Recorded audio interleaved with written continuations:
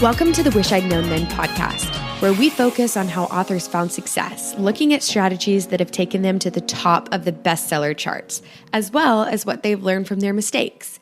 Because being an indie author is more than knowing the latest marketing trend. It's about being innovative and creative and learning from your mistakes. Your co-hosts, Jami and Sara Rosette, couldn't be more different. In fact, they're a study in contrasts. However, despite all of their differences, they agree that sharing what they wish they'd known, both the good and the bad, is the key to moving forward. Let's get to the show. Welcome to the Wish I'd Known Then podcast. I'm Sara Rosette. And I'm Jami Albright. And we're here today, social distancing. Yes, it's a whole new world since we last recorded a podcast intro. New normal. Yeah, it is. It's very strange. So first we'll say today we have an interview with Thorn, and we recorded it way before all this happened. And so we talk about like podcasting. He has about, 47 podcasts or something like that. something like that. Yeah. Yeah. Let's talk about that and collaboration and all kinds of stuff. Other interesting business models, ways to make money as a writer. So it was a fun podcast. It's a fun podcast. Jay's so smart, and he's such a great teacher and coach, and he helped me with one of my books. And I mean, he's just really great, and it was a great podcast. Yeah. How many times can I say great? I don't know. I'm sure we'll get in there again. Sure I will. So we got that coming up. But so what's been going on with you this week? Well, it's been an interesting week, an interesting time. We're just home. My husband's home. My daughter is home. She can't work. And then my other daughter and her kids and her husband came to the house, and they're with us now. So they're only there visiting. But, it's just been crazy. It's so funny that this is where we find ourselves, but I've tried to stay really positive as much as I can. I get out and walk just to kind of, because it's stressful. And so, to keep those positive chemicals going and to complete that stress cycle, I try to get out and walk. But that's a lot of togetherness. That's a lot of togetherness. It's a good thing you're an extrovert. Right. And actually right now we're recording in my car, me sitting out of Starbucks again, because just before we started recording, the transformer blew outside of our house. And so then we have, these 86 kids and no electricity. So I was like, I got to go. So, you're like, I'm out of here. Bye. Yeah, I got to go. So I'm sitting in my car, still social distancing, but I couldn't do it at home. So it's crazy. Yeah. How about you? Well, our house is not that crazy, but our son is home from college and his spring break got extended. And so I delved way too much into the news and it stressed me out. So I'm trying to social distance myself from the news because I can't handle too much of that. And but I actually am getting some writing done. So I'm happy about that. Me too. Yeah. But I am a little obsessed with the Italian balcony videos. Have you seen those? The videos of the people singing on their balconies? Yes. So I allow myself to watch those because they make me feel like everything in the world isn't as horrible as the news makes it seem. Right. I'm obsessed with the memes. Like, in fact, we were just recording a podcast and my husband sent me a meme. I mean, like, they are hilarious. Some of them are just so funny. People are so clever. And, but yeah, I'm obsessed with those. I probably forward 3 or 4 to my sisters every day. I'm sure. Yeah, because they're hilarious. Me alone. Yeah, they're so funny. So have you seen the little image that it says, what Shakespeare and Isaac Newton and all those people did during their quarantine? And so I'm personally feeling a lot of pressure. So that is not helpful. I'm just going to tell you right now, I'm feeling attacked by those. Yeah. Oh my gosh, they're so funny. They're just hilarious. And so, I mean, you got to do what you can do to stay positive. And if we can laugh at it, then that's hopefully good for our spirits. So that's good. I mean, just terrible situation for people who are directly affected, and our hearts go out to people, and the Italians in particular, and it's just terrible. But on top of, we have to learn to rise above it in some way. We've got to keep going. We've got to do something to keep going. Yeah. So anyway, we hope our listeners are, staying safe and healthy and being careful and doing good. Yeah. So, yeah. Well, let's get on with the show with Jay, because that was a less stressful time when we were talking to him. So. Yeah. Go back in time to when it was nicer. Yeah, exactly. All right, here's the interview. So we're super excited to have Jay Thorn with us today. So hi, Jay. Good to have you here. Hi, Sarah. Hi, Jamie. So Jay, tell us a little bit about yourself and about the genres you write in. I am a author, teacher, podcaster, and creative living in Cleveland, Ohio. I write mostly flavors of sci-fi, like post-apoc and dystopian, along with some horror and dark fantasy, but mostly darker genre fiction. Awesome. So tell us a little bit about how you came to write that. Well, I was never one of those kids who was like, I always wanted to be a writer. That wasn't me. I read a lot as a kid, but I was never like, I played Dungeons and Dragons as a kid, and there was a lot of creative storytelling in that, which was not exactly the same as writing stories. And I was a dungeon master a lot. So I found some old graph papers and campaigns that I did when I was like 12 and 13. It's really funny. But I mentioned that because I really didn't get started writing creatively until well into my 30s. I was an educator for decades, and I taught writing, but I never wrote creatively. I wrote a lot of other stuff, nonfiction and technical. And right around, I guess, 2007, 2008, I was in one of those periods, one of those funks you get in as a reader where you're like, I really love this genre, but like it's all running together, or I'm just not satisfied.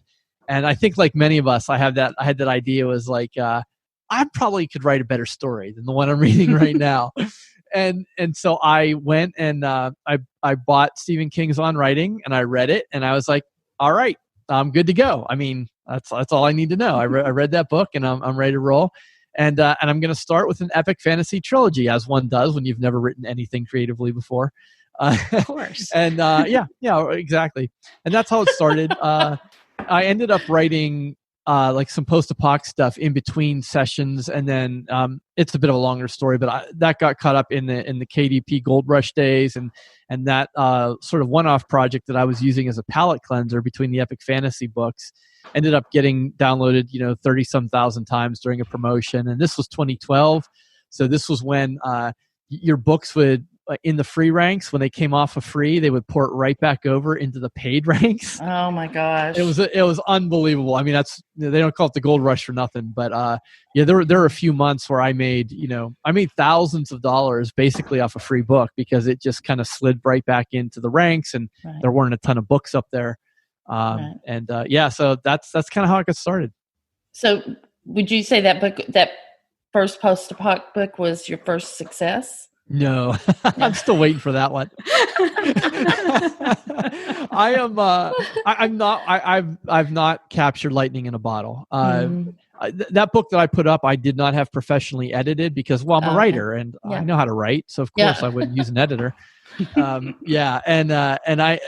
I got killed on reviews because it clearly needed an editor, and I cleaned it up since, and that sort of thing. But no, I'm not one of those. I'm not one of those indies who had like any kind of success out of the gate. It's just been a slow, steady build. I left my full-time job in 2017, which was almost 10 years after I started drafting my first book. So I was not one of those people who ended up getting selling a ton of books. I'm not a Jamie when it comes to breaking out of the gate with a big seller.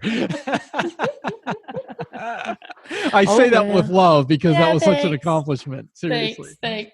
Well, I felt thinking about the gold rush. I just admire you so much, though, because there's so many authors during that were really successful during that time that really haven't made the adjustment to the current situation, which is you got to advertise your books to get seen. You can't just put up a free book. And you've really done that. I mean, you just didn't give up. I mean, you just have not, you've kept going and kept plodding along. And I really admire that. I think that's. Oh, thanks. I mean, part of it's just being stubborn. I'm just stubborn. Yeah. But part of it too is that, and I think this is something we'll probably end up talking a little bit more about too. I think there are very few, again, Jami, in all seriousness, like I think what you've accomplished has been really impressive, because I think for most fiction writers, you need more than just your royalties as a revenue stream, because it's unpredictable. One success on one book doesn't necessarily mean success on another book. Right. And there just aren't many pure fiction writers who are making 100% of their income on fiction. So, and I'm certainly in that boat. I do developmental editing, I do coaching, I do mastermind groups. I'm writing a lot on nonfiction, do a lot of events. And so all of that supplements podcasting, all of that supplements the fiction. Right. Yeah. And I will say that Jay helped me developmental edit, or like pre-edit and set up my outline for my fourth book. And that book was so much easier to write than anything else I've written. It was awesome. He's really good. Thanks. We had fun with that. I enjoyed that. That was really too. Fun. Yeah. Because you don't normally do romance. So I think it was a challenge. Get you out of your box. So. Yeah, definitely. Yeah. Well, so like with helping all these different writers, I assume you help people from all different genres, right? Yes. So is there anything like looking at, as you help people, like, is there anything that you wish you had known about writing and craft, or can you pick out certain things that you see people doing, common mistakes with writing and craft that you wish you had known, or that you wish your people knew?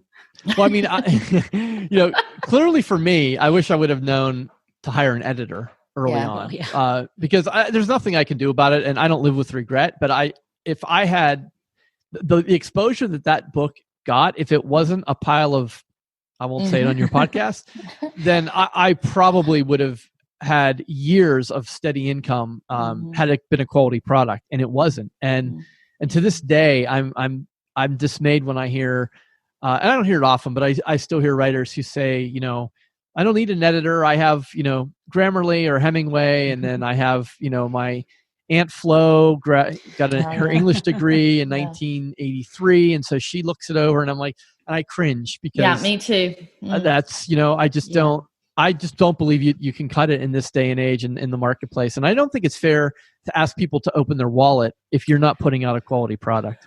Yeah, that's it for me too. I just am like, I was doing a thing last time, doing Becca Syme's Write Better Faster, and it was a question was, why do you want to take so much time? And that was one of my thoughts. If I'm going to ask people to pay money for something I'm producing, then it needs to be the best it can be. Absolutely. I just feel like I feel it's a little unethical for me to do that. Do that. Yeah. And I think too, if you look across the landscape at the other creative industries that involve storytelling, almost none of them are solo endeavors, right? Like if you're looking at TV, you got a writer's room. If you're looking at screenwriting, there are dozens and dozens of hands touching that story before it ever sees the production room.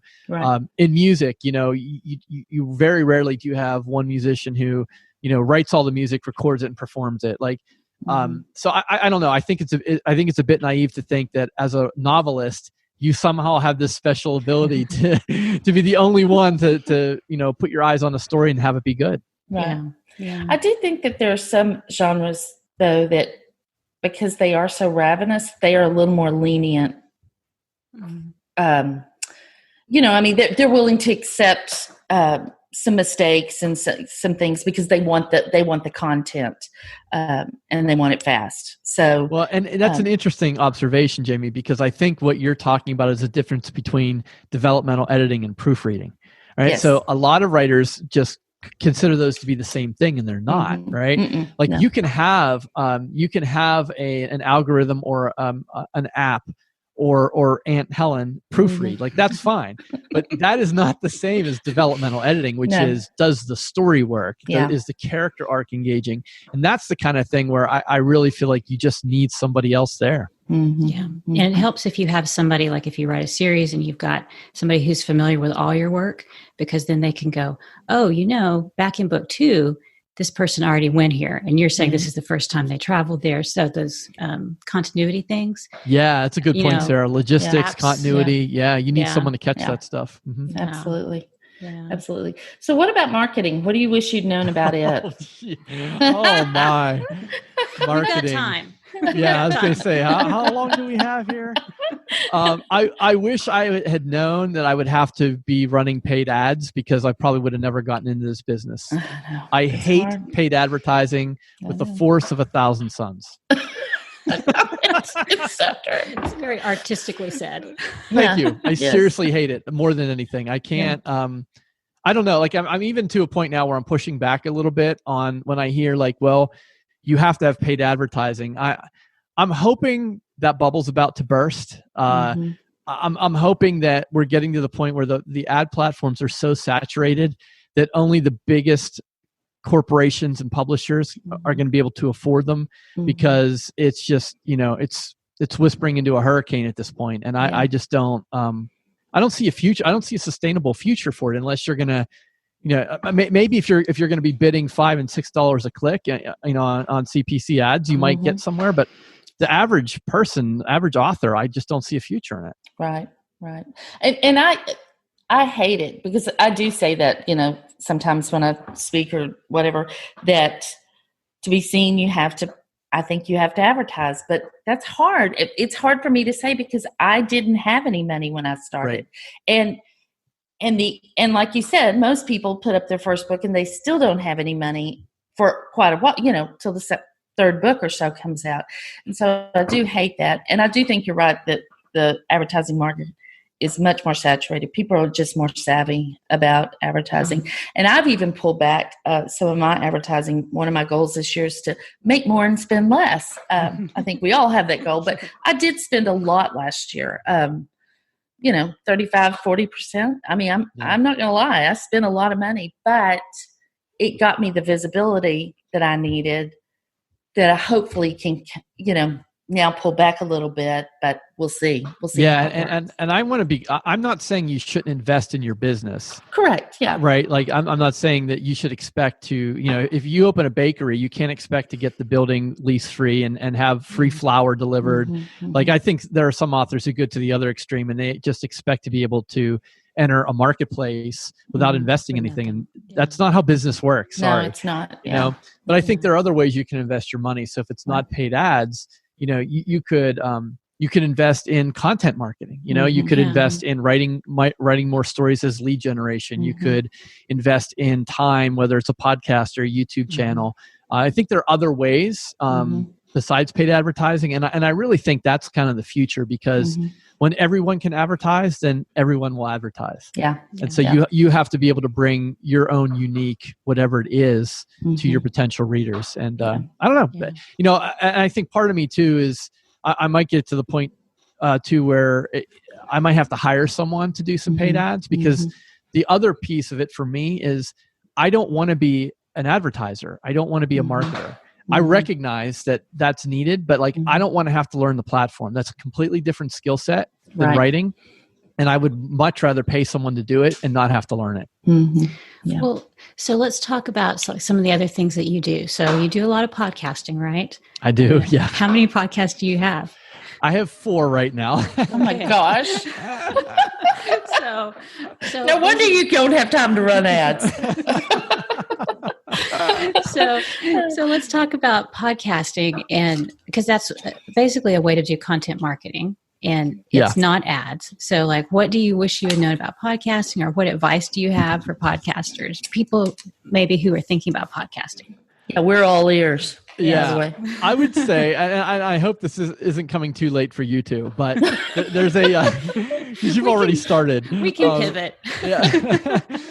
There's a common term in the industry called pod fade, and it is exactly what you think it is. There's a lot of statistics around people who get really excited about a podcast and they start it, and then they realize nobody's listening, Yeah. and they quit. Yeah. And unfortunately, that's most of it. Yeah. The other thing about podcasting that I think is important for people to recognize is that it's incredibly difficult to monetize straight off the podcast. Yeah. So in my case, I have 4 podcasts. All 4 of them are dealing with the life of a writer, the author life, right?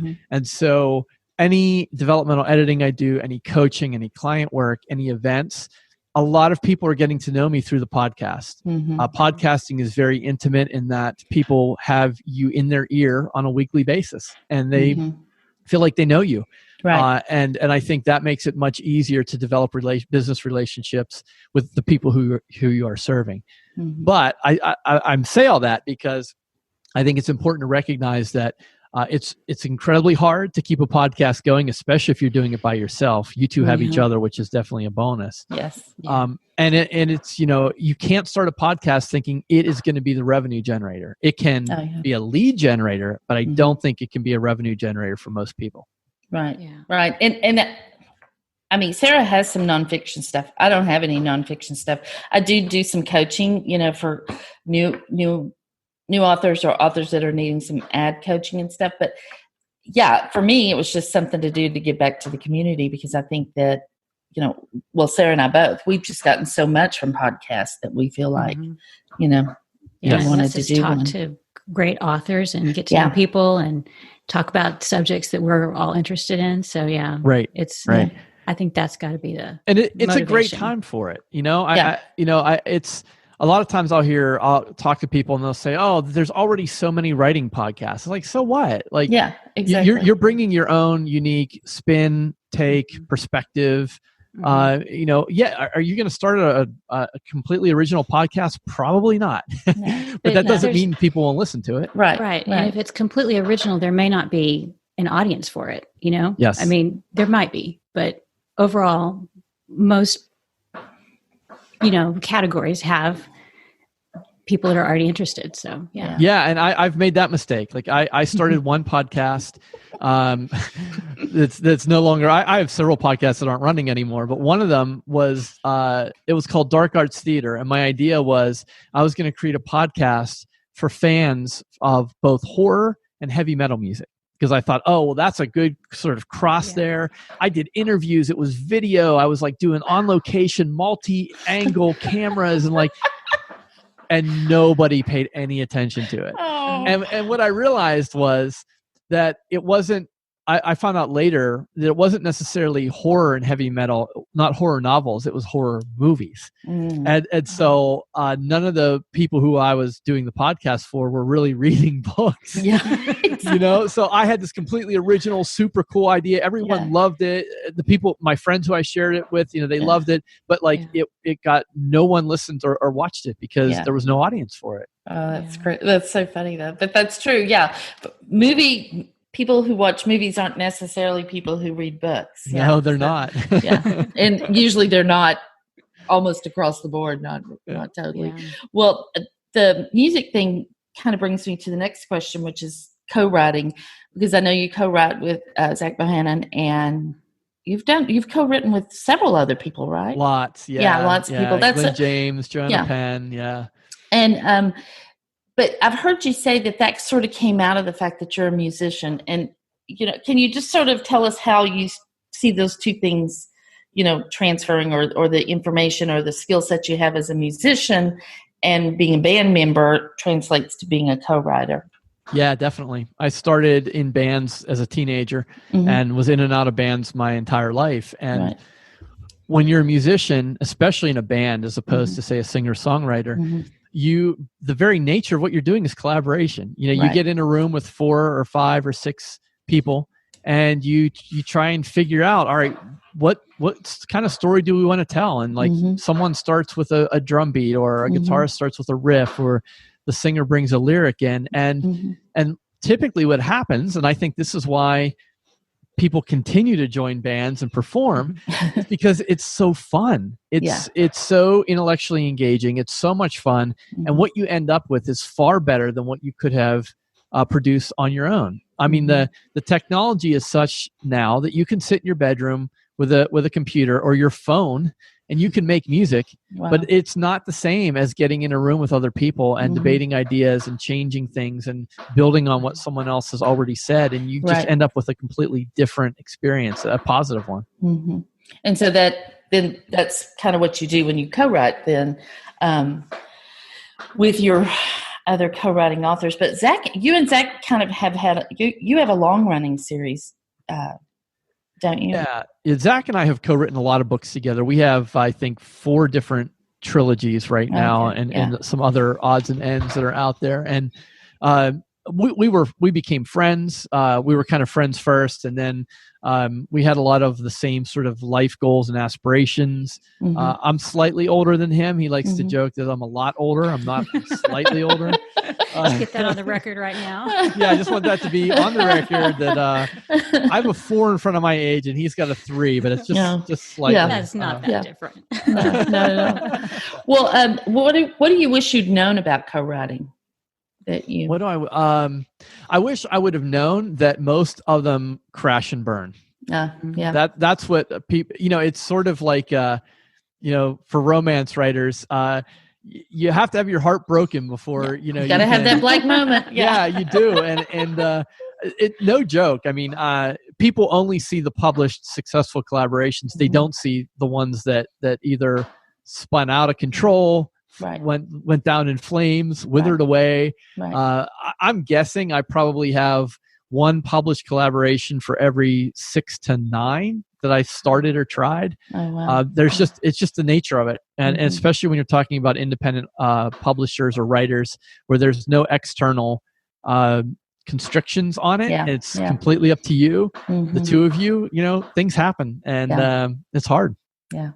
I can see that. I totally can see that. Yeah. So on running, so what I know about you, we do know each other somewhat, but you're an introvert. I mean, you're a self-proclaimed introvert, but you run conferences. Yes. Like, how do I've always how been does really that work? Yeah, exactly. I've always been really fascinated by that, because I know that just physically and emotionally and mentally, it takes a lot out of you, but you do it anyway. And so, can you tell us about that and why you decided? I can try.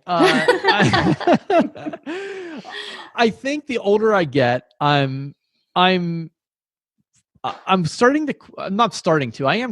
my own beliefs, and I think more so than I did when I was younger. And I think for a while, especially in my 30s, I was convinced that, well, I'm an introvert, and so therefore, leave me alone. Don't look at me. Don't talk to me. And I sort of took that label, and I think I took advantage of it. And now, as I'm inching closer to 50, I'm starting to say, well, you know what? Crowds I get overstimulated in crowds. The noise and the senses get overstimulated. And that means I have to rest, but that doesn't mean I can't function. And I think I'm sort of questioning my own BS around some of that, and said, that's good. No, you know what? You can do this. And maybe I'm not as pure of an introvert as I originally thought I was. And in fact, the last Authors on a Train that Zach and I just finished up last month, I told him, I said, I feel really good. Like we finished, we flew to LA, and then we took people on the train from LA to San Francisco, and then we rented a big mansion in Oakland, and we spent like 4 days together doing workshops and co-writing with people. And we were living in the same, like we shared the house, bedrooms and everything. And I finished that and I felt great. So I think whether you're an introvert or extrovert, I think it's always good to sort of to kind of double back and just question, like, am I really this way? Do I have the ability to change? Can I grow? I think we all can, and I'm still a work in progress. I think we all are, but I don't necessarily fall into that party line of like pure introvert anymore. Right. What's the hardest thing about running a conference? Just in general, that maybe you didn't think about, or. Yeah, it depends. The Authors on a Train, we're only talking about 7, 8, a dozen people. The Career Author Summit, that's 125. And those are the ends of the spectrum as far as our events go. We prefer the ones that are smaller, the ones that are like a dozen or so people, because you certainly get to know people a whole lot better. You develop relationships. I think the hardest part is logistics. I come from a teaching background. I'm a pretty good project manager. I'm very conscientious about checklists and making sure everything gets done. But I could imagine if you weren't so organized, it could be a nightmare because there's just so much. And some of them are a real challenge. Like, Zach and I doing Authors on a Train, not only had we never been to the place or done that trip, but we were going with our attendees. We couldn't even get there early and set it up, You're like, wait in the car just a minute. Yeah, we're gonna run. I hope this house is okay. I mean, we've never been in it. And we're getting on the train and they're asking us questions. We're like, we don't know. We're here with you for the first time too. So I think there's definitely a bit of you have to let go of some control freakery, and you have to be willing to take some chances, and on being very pragmatic. Like for a lot of events, you got to pony up some money. You've got to reserve places, you've got to put deposits down, and a lot of times you have to do that before you even have a landing page up, before you sell a single ticket. And these are all things to consider when you're planning events. I think they're great. I think there's plenty of room for lots of events, but there's a lot to think about too. Yeah.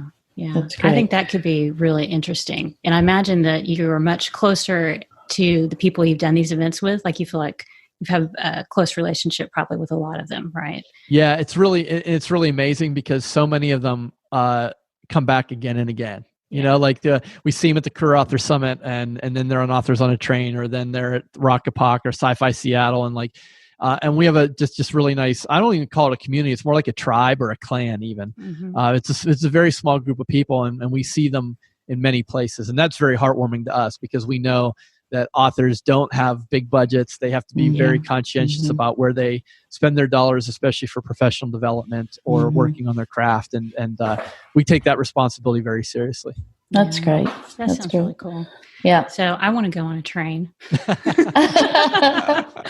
don't know if I could write a thing, because Jami and I were just talking about how we need we like our quiet and we like to focus. I don't know if I could do it, but it sounds like a great, fun activity. So Well, we've changed it a little bit. We had when we first did the Authors on a Train, when Zach and I did it with Joanna and Lindsay, we went from Chicago to New Orleans, and we tried getting work done on the real writing done on the train, co-writing, and that was really hard. So over the years, we've learned that, and now really the purpose of the train ride, they are really more about getting to know each other. So we have people who co-write, and we put them together. We sit them next to each other on the train, and we give them some prompts and some things to do. But it's really just about getting to know them, and then the writing. That's what comes later once we get to the destination. Yeah, that sounds great. Yeah.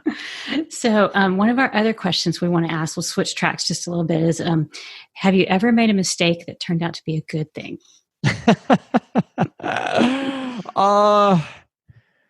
Yeah, This is kind of a tough one to talk about. I did not follow the standard advice. I did not save up 6 months of salary. I did not start making enough money to sidestep into my author career. Basically, I left my full-time salary job when I was earning about $200 a month in royalties with no savings. And I did that at a time when I have 2 kids in private school, a mortgage, and a wife. Wow. So you were incredibly brave. Well, brave or stupid, I don't know. The reason why it turned out to be a good thing, and this, I'm being very delicate here for a reason, because I don't want to give people the wrong impression. My wife only makes enough money to pay for our health insurance. We can't live on her salary. And like I said, I had 2 kids in private school, teenagers, which means they eat pounds and pounds of food every day. Yep. And I think for me, I did not have any safety net, and that's what I needed, because I don't think I would have been as determined as I had to be if I knew that, my wife makes enough and we could get by on her salary, or even temporarily, I can buy myself 3 months because of my wife. No, I had zero. I was living on the razor's edge, and to a degree still do. And I don't think that's necessarily good advice, but I think for me, I needed that to change. I had been in this profession for 22 years, and I'd gotten golden handcuffs, and I was comfortable, and wasn't growing, and I was miserable, and my health was bad because of it.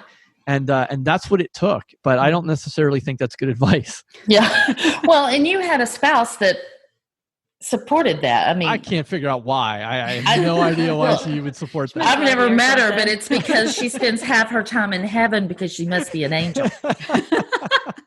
Hey, you can use that as a song lyric if you want to. Thank you. I might play it for her. She'd love to hear that, especially with your nice Southern accent there. She would like that.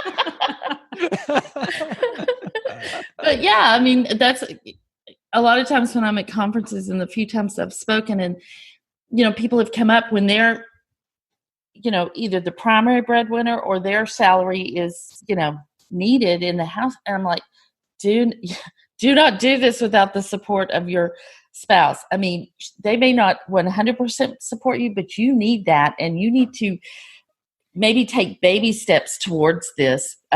Because if not, it is scary. And it did work out for you, but you're right. A lot of people, it wouldn't have worked out. Well, and I guess the flip side to that is I started writing in my spare time, like 10 years before I left my full-time job. So I wasn't necessarily making enough royalties to just sidestep into it, but my wife saw my dedication.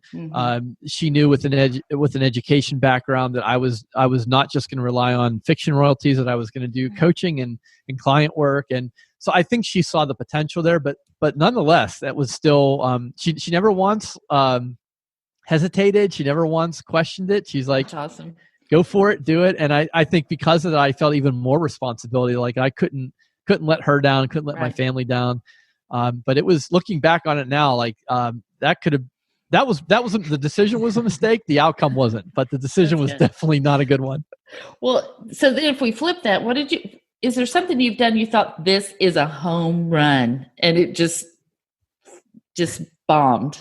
A series, yeah. I did a series called American Demon Hunters, and my idea was it was going to be like a shared universe. Not like the way Michael Anderle and Craig Martell are doing, much smaller scale. But my idea was I was going to have other writers write in it. I would pay them, not ghostwrite, but I would pay them. Their name would be on it, but it would be a shared universe, and I would own all the IP, which was a great plan until it didn't sell jack. Yeah. And then I had paid thousands and thousands of dollars to other writers, to editors, to cover designers. Right. And that series will never earn out. And I thought for sure that was going to be a home run. Yeah. We just never know. No. I mean, it looked great on paper. Yeah. I've tried multiple times. Like I've changed the cover 2 or 4 times, I think. I mean, categories, meta description, rewrites, repackaging, box sets, audio. Nothing moves the needle. It's completely dead series. Yeah. Sometimes which kind of goes back to the whole quitting before you have a backup. Yes. Because you just don't know. Like I had no way of knowing that brides would be a thing. And the thing I'm working on now, I think is going to be, it could be a home run, but I know enough now to know that may not happen. So you gotta kind of temper your expectations. So, yeah, for sure. Yeah. So it sounds like you're probably not doing that series anymore. The one that. No, I'm not writing anything new in it. No. So is there anything else that like you've stopped doing, like social media or certain tasks that you've thought, like you look back on and you go, that was not a good use of my time and I don't need to do this anymore? Well, yeah, I don't. I left Facebook a while ago, over a year ago. I just was sick of it. I was sick of all the nonsense that comes along with it, the political stuff, the cronyism, the bickering. Like I was done with that. I should have left that a whole lot sooner. I'm not a big fan of social media. I had to be honest with myself and say I really don't enjoy it. And if I don't enjoy doing it, it doesn't matter what kind of strategy it is. If you don't enjoy it, people know that. And so I use Twitter now to push out podcast episodes, and I retweet here and there. But for the most part, I really don't use social media at all. That's actually kind of refreshing to hear. I mean, I know some authors will be like, yes. That sounds great. Well, again, if you enjoy it, there's nothing wrong with it. But I think if you're forcing yourself to do something you don't enjoy because you think that's what you have to do, that's where you get into problems. Yeah. Yeah. Well, I'm sorry. The neighbors have brought in their lawn crew, and so that's why Tug was barking, because people are actually breathing and living their life on the other side of our door. Nice. But now they're so sorry about that. It's going to be in the background, I'm afraid. But what changes have you seen in your genre? And you write multiple genres, so pick one, or you can tell us all of them, over the course of your author career, and how have you adapted to it? Yeah, I've written in different genres, but they're all pretty close. Yeah. You look at horror and dark fantasy are kind of the same thing, and post-apoc and dystopian sci-fi is a lot like horror. So if I kind of lump all of that together, I think that the biggest change I've seen, and I think this is true across the board, is just the sheer volume of books that have, I published in 2009 on KDP. Last year was my 10th anniversary of entering this game, and just the overwhelming volume of books that's available now is kind of mind blowing. And it's hard. And I think, one of the things that I'm doing, my newest podcast is Writers Inc. with JD Barker, and JD is a hybrid author, but he's a very successful in the traditional world. He wrote the prequel of Dracula with Dacre Stoker. He co-writes with James Patterson. And what JD Barker is helping me with is getting a manuscript up to the point where I can try and get an agent and possibly a traditional deal. So part of the way I'm mitigating that is I'm not closing off any opportunities. I'm not a flag-waving indie. I was never in that battle. I always think like every book is its own decision. Right. You can have one book and you can self-publish it, and you can have another book and you can try and get an agent for it. Right. So I'm trying to diversify. I'm trying to look at other ways because I can't change how many books are being published. I can't make my book magically rise up out of the search bar on Amazon, even with paid ads sometimes. So I think for me, I'm looking across, everywhere and seeing whether their options are there. And I don't know if JD can help me and I can get a decent manuscript written. I'll be curious to see how it plays in the trad world. Right. And that's a really good point, because I have gone on the record before of saying that I would not take a trad. I mean, I'm not interested. But when you think about the number of readers that you reach, and then the millions of readers that we have that don't have a clue who I am, have a clue who you are, Sarah is.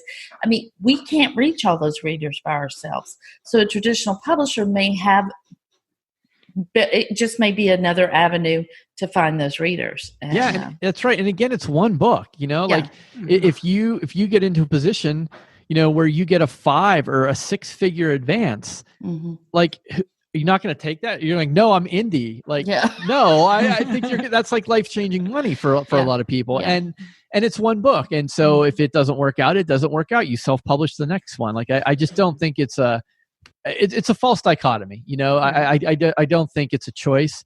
And quite frankly, most of us don't have a choice. Like, we can't choose to traditionally publish unless you already have an agent, and that agent has already sold your manuscript, then it's a choice. But if you're on the slush pile, you don't have a choice yet. No, not yet. Not at all. Yeah. Just check those revision clauses and make sure you can get your work back. Like if they don't, that's a big deal, because then you can give your work to them for a while. And then once it kind of tapers off, you can get it back. So the other thing I think too, authors get so hung up on is they're just words. Yeah. You just make more of them, like even that's what we do. That's supposed to be what we enjoy doing. So even like if you like American Demon Hunters, you have a series of the bombs. I'm just like, okay, they're words. Yeah. I'll just go write more. Like those ones didn't connect, and maybe others will. And that's been my approach from day one. Because I've never had the breakout hit. I've never had the big spike. So for me, it's just, all right, what's the next book? What's the next story? Let's get to it. Yeah. So I think you may have just answered this, but one of our last questions is, what's the best thing you've done to set yourself up for success in your author career? So would you say it's just keeping on? I think more specifically, it gets to this idea of diversifying your revenue and having multiple income streams. Even little things like if you a podcast with affiliate income. Maybe that affiliate income is $17 a month, but you have 7 or 8 of those, and you have royalties coming from independently published books. Maybe you have an advance from a traditional publisher. Maybe you do client work. Maybe you do editing. Maybe you do graphic design, and pretty soon, all of that is making up your revenue, and it's how you make a living. And what's really important about that is if any one of those revenue streams dries up, you're not in trouble. Yeah. If you have a full-time job and you lose it, you're in trouble. If you are relying 100% on royalties for one book, and that book starts to tail off, then what do you do? So I think if you can have revenue diversity of multiple income streams from different places, I think that's the best thing you can do to set yourself up for success. And what each of us has to do is you have to figure out what that thing is that you do that sets you apart, that's related. So for me, it's teaching. I have a master's degree. I taught for 2 decades, so I can parlay that skill into the publishing and the writing and publishing world. So maybe you're an artist, and so that for you that skill set is cover design. But you got to find that. You got to find that skill that's tangential but still related, and leverage it. And that's I think the best way to get success. Yeah. Well, I think that's great advice. That is great advice. And I just think about a lot of times what Lindsay Baroker said to you when they were talking to you about going full time, and you said something about, well, what if the money's not there? And she's like, you just make more money. Yes. And I think about that a lot because I've been in situations like that, and I'm like, okay, I just have to make more money. I just have to figure out a way to make more money. And then, and a lot of times it doesn't have anything to do with writing.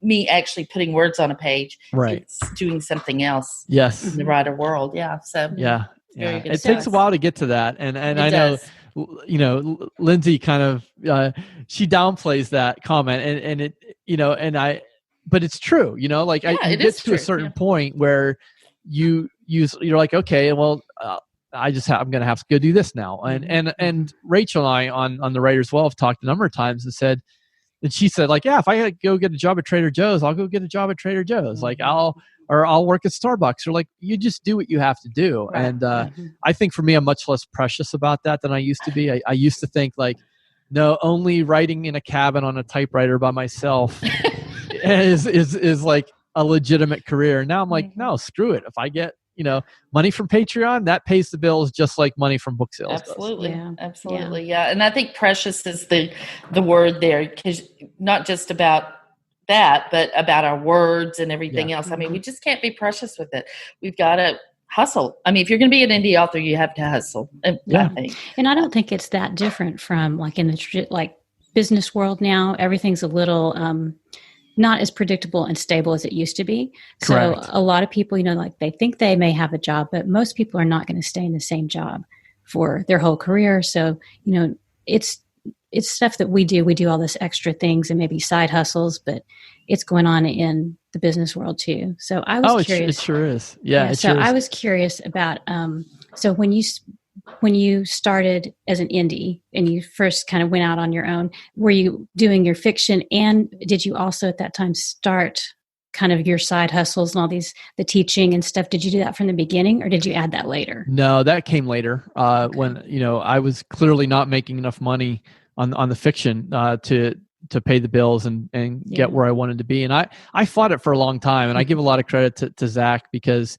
he was the one that said, you're a good teacher. You need to do this. You need to do more of it. And I was being precious. No, I'm a writer now. I'm an author. I'm an author. I don't, and I was like, I had to get over myself. And and he helped me with that. And I think once that was a turning point for me. That was a moment where I was like, okay, you know what? So some of the time I spend with clients, that's okay. I'm still doing my writing. I'm still in charge of my time. For me, that was the biggest thing, is I wanted independence. I wanted to be able to determine what I was going to work on and when.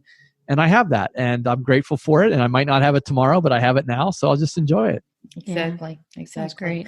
Yeah. Nathan Van Coops talks about that in our interview with him, that, he still has a part-time job, and that's by choice, because he likes being able to step outside of this author thing to do something else he loves and then step back in it. And I think that's important. I mean, it's important for creativity. If you're wired that way, it's just, So that's there's too much emphasis, I think, and Zach and I have talked about this too. We don't on the how many figures author are you, and there's some of us who just don't define success that way. It's nothing against people who are doing that well. That's great for them. For me, success isn't how many figures I've earned. Success is I've attended every single one of my son's jazz band concerts. I've gone to every one of my daughter's lacrosse games. I'm in charge of my time. Like, to me, that's success. And am I making less than I could in a corporate world? Probably, but like, that's not my measure of success. And I'm not measuring myself against how many figures I have in front of my royalty statement. I think that's great. I think that's a great way to end. So Jay, tell us how people can find you. Yeah, the easiest thing to do is go to theauthorlife.com. That's where I have links to all my podcasts and the events and career author and all the stuff I'm doing. That's mostly for writers. Okay. All right. That's great. Well, thanks for being with us. We've enjoyed this. It's been great talk. Oh, it was so great talking to both of you. Thanks so much. Thanks. Bye, everybody. Thanks for listening to the Wish I'd Known Then podcast. We hope this episode inspired you, empowered you, and made you laugh a little bit too. If you loved it, tell your friends about it. And if you feel so inclined, leave us a review. We look forward to being with you again next week.